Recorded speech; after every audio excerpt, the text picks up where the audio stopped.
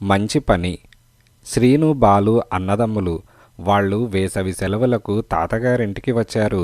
ఒకరోజు తాతగారు ఇద్దరినీ పిలిచి, అలా పొద్దస్తమానం టీవీ చూసే బదులు ఇంటికి ఉపకరించే పని ఏదైనా చెయ్యండ్రా అని అన్నారు. బాలు మర్నాడు ఉదయం లేచిన వెంటనే అన్నయ్య శ్రీను కోసం చూశాడు. అన్నయ్య తనకంటే ముందే నిద్రలేచి తోటలో పని చేయడం చూసి నాలుక కరుచుకున్నాడు. అన్నయ్య తన విశ్వరూపం తాతగారికి చూపిస్తున్నాడన్నమాట. ఇక లాభం లేదు, నేను కూడా ఏదో ఒకటి చేసి తాతగారి మెప్పు పొందాలి అని అనుకున్నాడు. బాలు ఇంట్లో పేరుకుపోయిన పాత పేపర్లను, కొన్ని పాత పుస్తకాలను మూటగట్టి వీధి చివర్న ఉన్న పున్నయ్య కిరాణా దుకాణం దగ్గరకు వాటిని తీసుకుపోయి పాత పుస్తకాలను, పేపర్లను అమ్మేశాడు. సాయంత్రం 5 అవుతుంది. తాతగారు వస్తూనే తోటలో కొత్తగా తవ్విన కాలువలు చూసి ఆశ్చర్యపోయారు. అవి చాలా చక్కగా నీరు ఎక్కడా నిలువ ఉండకుండా బయటకు పారుతున్నాయి. తాతగారు 4 రోజుల నుండి తన పొలంలో పనిచేసే నర్సింగ్ని తోటలో కాలువలు తవ్వమని చెబుతున్నారు. కానీ వాడు రావడం లేదు.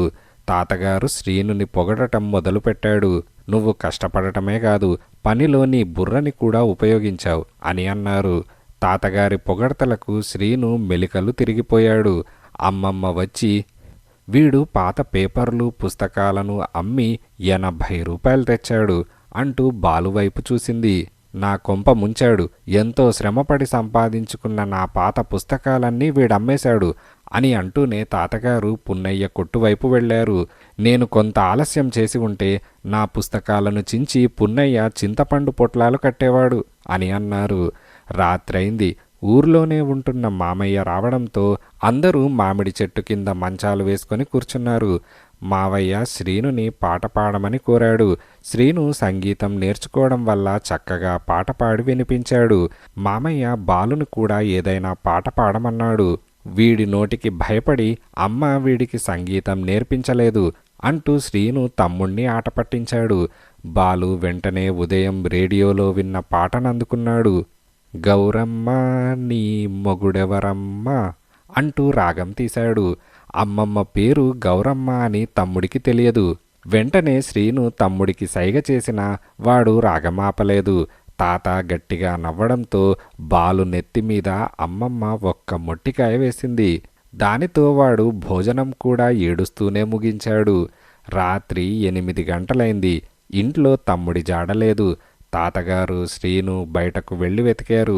శ్రీను ఇంటికి ఒంటరిగా రావడంతో అమ్మమ్మకి దుఃఖం పొంగుకు వచ్చింది. శ్రీను నేలపై ఉన్న చాక్లెట్ పై కాగితాన్ని గమనించాడు. అమ్మమ్మ, నేను బయటకు వెళ్ళిన తర్వాత తమ్ముడి ఇంట్లోకి వచ్చాడు. ఇంతకు ముందు ఈ చాక్లెట్ కాగితం లేదు అని అన్నాడు. తాతగారు అప్పుడే వచ్చారు.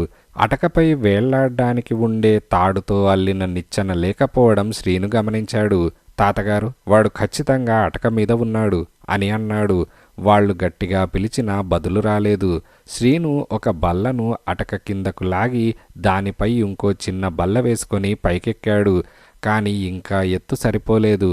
శ్రీను నెమ్మదిగా కిందకు దిగి తాను తయారు చేసుకున్న పెరిస్కోప్తో చూశాడు. పెరిస్కోప్ అద్దంలో నిద్రపోతున్న బాలు కనిపించాడు. శ్రీను ఇంట్లో వాడే అద్దాన్ని 2 చేతులతో పైకెత్తి అద్దాన్ని 45 డిగ్రీల కోణంతో ఉండేటట్టు చేసి దానిలో నిద్రపోతున్న బాలుని అమ్మమ్మకి చూపించాడు.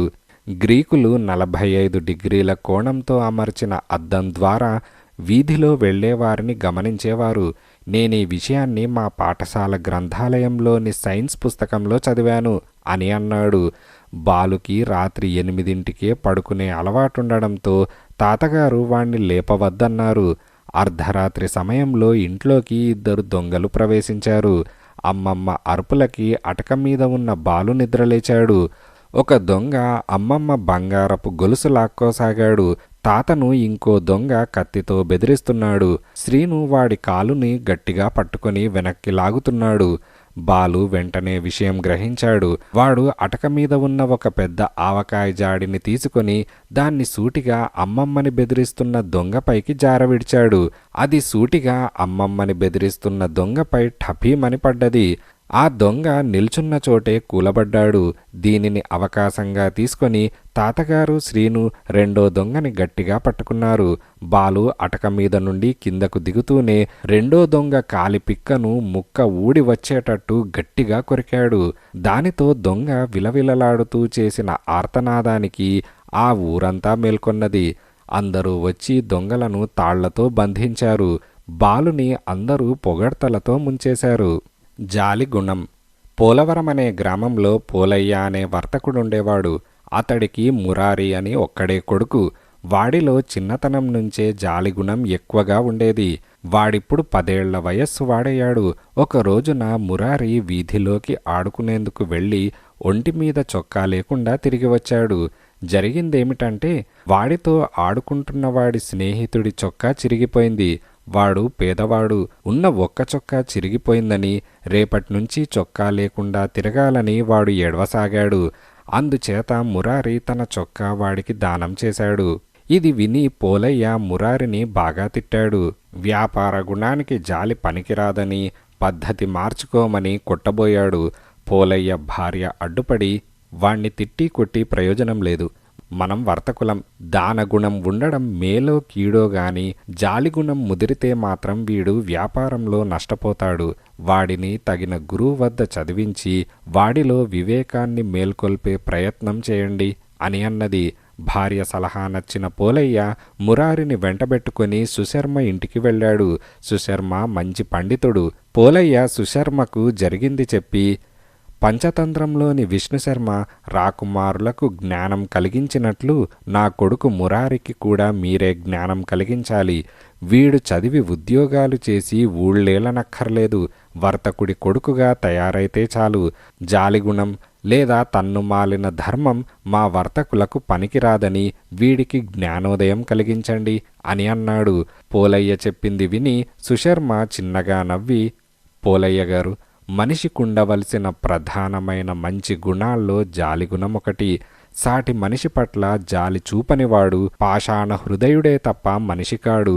అయితే జాలికి కాస్త అమాయకత్వం తోడు కాకుండా జాగ్రత్త పడాలి, విచక్షణ చూపాలి అని మురారిని శిష్యుడిగా చేర్చుకున్నాడు. ఆ రోజు నుంచి మురారి ఉదయం సాయంత్రం సుశర్మ ఇంటికి వచ్చి విద్య నేర్చుకోసాగాడు.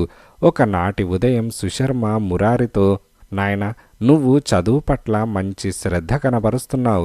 అయితే జాలి చూపించే ముందు అవతలి వాళ్ళు అర్హులో కాదో గ్రహించగలగాలి. వ్యాపారానికి నేర్పు, వాక్చాతుర్యం ముఖ్యం. అందులో జాలి గుణానికి తావులేదు. ఇది తెలుసుకొని నువ్వు ఆలోచించడం మొదలు పెడితే ఇతరులకు సహాయపడాలన్న నీ నైజగుణం ప్రయోజనకరంగా రూపుదిద్దుకుంటుంది అని అన్నాడు. ఆ వెంటనే మురారి, గురుగారు, నా జాలిగుణానికి వ్యాపారానికి సంబంధమేమిటో అర్థం కాలేదు అని అన్నాడు.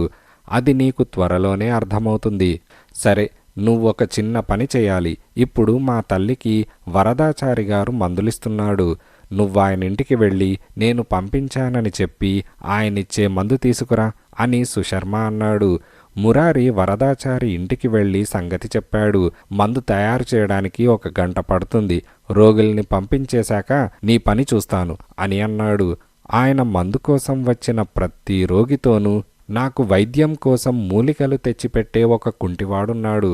వాడి తండ్రి గుండె జబ్బుతో బాధపడుతున్నాడు. దానికి బంగారం పాదరసం పుటం పెట్టి రసరాజ గుళికలు తయారు చేసి వాడాలి. నా వంతు సహాయం నేను చేస్తాను. మీరు జాలితో వాడికి తృణమో పణమో ఇవ్వండి. వాడిప్పుడు బయట నిలబడి ఉన్నాడు అని చెప్పాడు. ఇది వింటూనే మురారి మనస్సు జాలితో నిండిపోయింది. బయటకు వచ్చి చూశాడు. ఇంటి అరుగు పక్కన ఒకడు కర్ర ఊతంగా పట్టుకొని నిలబడి ఉన్నాడు. రోగులందరూ వెళ్ళిపోయాక మురారి వరదాచారి దగ్గరకు వచ్చి, అయ్యా, జాలిగుణం కూడదన్న మా గురువుగారి మాటలు నిజమనిపించడం లేదు. ఆ కుంటివాడికి జాలి కొద్దీ చాలామంది డబ్బులు వేసిపోతున్నారు. నా దగ్గర డబ్బేం లేదు. ఈ వేలి ఉంగరం తమకిస్తున్నాను. ఆ అవిటివాడి తండ్రికి రసగుళికలు తయారు చేయడానికి సహాయపడుతుంది అని అన్నాడు. మురారి మాటలకు వరదాచారి పెద్దగా నవ్వి వీధిలోకి తొంగి చూసి, వీరయ్య అంటూ కేకవేశాడు. అవిటివాడిలా కర్ర ఊతంగా నిలబడి ఉన్నవాడు చప్పున కర్రను అరుగు మీద పడవేసి చకచక నడుస్తూ లోపలికి వచ్చాడు. ఇది చూసి మురారి ఆశ్చర్యపడుతున్నంతలో వరదాచారి వాడి భుజం తట్టి, వీణ్ణి నేనే ఏర్పాటు చేశాను. మనిషి జాలి గుణాన్ని ఆసరా చేసుకొని ఎలా సంపాదించవచ్చో నీకర్థమైందనుకుంటాను. నీ వేలి ఉంగరం నీ తండ్రి ప్రేమతో నీకిచ్చింది. నీ జాలిగుణం కొద్దీ దాన్ని ఒక మోసగాడికి చెయ్యబోయావు, అవునా అని అడిగాడు. మురారి అవునన్నట్టు తల ఊపాడు. అప్పుడు వరదాచారి, నా వృత్తి ధర్మం ఒక రోగికి ఉపయోగపడడానికి అప్పుడప్పుడు ఒక చిన్న మోసమో అబద్ధమో ఆడవలసి వస్తుంది. నీ గురువుగారి తల్లి సంగతే చూడు. వార్ధక్యంలో వచ్చే సాధారణ శరీర లక్షణాలను వ్యాధి అనుకొని భయపడుతున్నది. అది వ్యాధి కాదని చెబితే ఆమెకు తృప్తి కలగదు. అందుచేత కాస్త బలవర్ధకమైన గుళికలకు లేనిపోని గొప్ప గుణాలు ఆపాదించి పంపుతుంటాను. ఆవిడ తృప్తి పడుతుంది.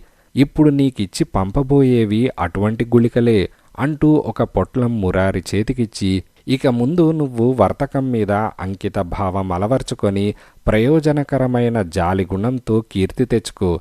ఆ అవిటివాడి నాటకమంతా మీ గురువుగారాడించిందే అని అన్నాడు. మురారి మందు గుళికల పొట్లంతో సుశర్మ ఇంటికి తిరిగి వచ్చి దాన్ని ఆయనకిస్తూ, గురువుగారు, మనలోని జాలిగుణాన్ని అనాలోచితంగా అందరి పట్ల కనబరచకూడదని తెలుసుకున్నాను అని అన్నాడు.